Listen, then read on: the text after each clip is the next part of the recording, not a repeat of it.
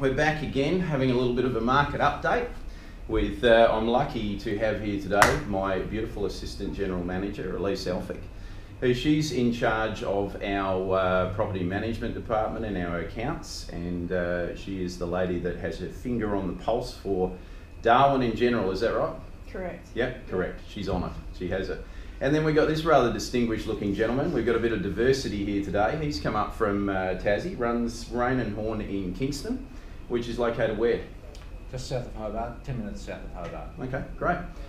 Tony Easther is our consultative accountant to the Raine and Horne board, Raine and Horne Darwin board, and he's up here to tell us what we need to be spending next year over the whole lot and really rein the reins in on Raine and Horne. Is that right? That's right.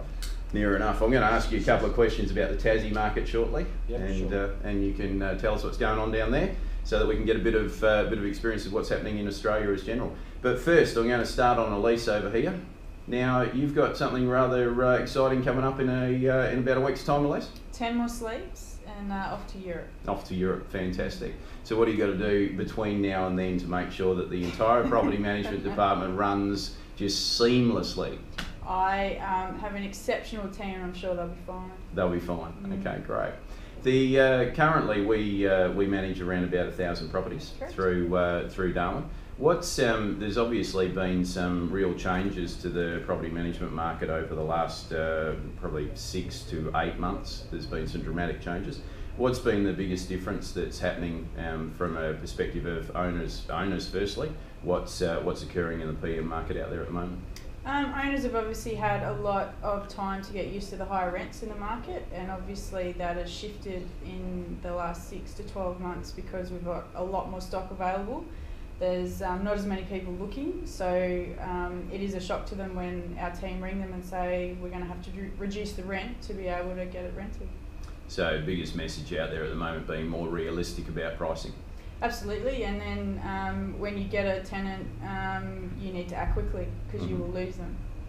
We've been pretty lucky up in Darwin for the last 10 years. We've had rental yields up anywhere as high as 7% on residential property, which is way higher than anywhere else in Australia.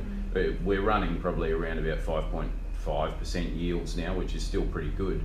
That's still something that we're seeing is able to be satisfied. In certain areas, yes. Yeah. And it just depends where you bought your property, the condition that it's in, that type of thing. You know, having regular maintenance and renovations to your property always helps. So the average hit, I mean, I've seen prices coming down on weekly rentals. The average hit's like $50 a week to an owner or $100 a week to an owner. What sort of reductions are people experiencing? That's the average, I suppose. We just had the same time last year a property was renting for $1,200. We rented it last week for $850. So that your higher end properties have certainly come down a lot. So from, I mean, I also saw the stat yesterday. We're probably pretty lucky with our vacancy rate currently sitting at 5.7. 5.7. Market, we would expect to be somewhere in about 7 to 8 at the moment. Yeah, it is high. It is very high, and days on market is creeping up to about 40 days on market. Okay, so to owners' message, we're pretty damn good. All right.